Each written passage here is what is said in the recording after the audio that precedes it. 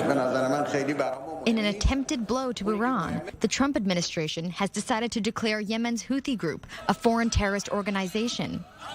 Iran would not be the one group to suffer as a result of the new designation. While the Houthi rebels have been involved in terrorist activity, like attacks on Saudi oil facilities and attempting to attack a U.S. ship in 2016, they also control large swaths of Yemen's north. And aid organizations often must coordinate with Houthi forces to distribute humanitarian aid to the starving populace. As a Shiite group, the Houthis receive their backing from Iran, which wants to see a Shia majority in Yemen. This has led to an ongoing civil war between the rebel Houthi forces and the Saudi-backed Sunni government that has caused the nation's tremendous humanitarian crisis.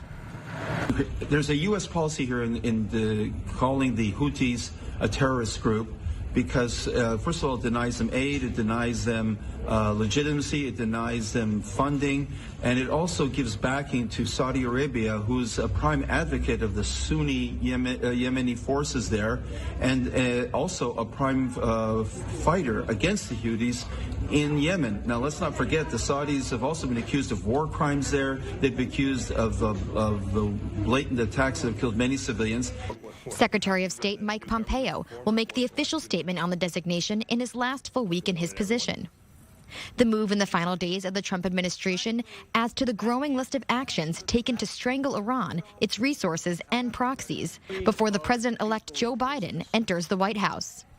The United Nations estimates that 80% of Yemen's population depends on food assistance, and nearly half of all children suffer from malnutrition.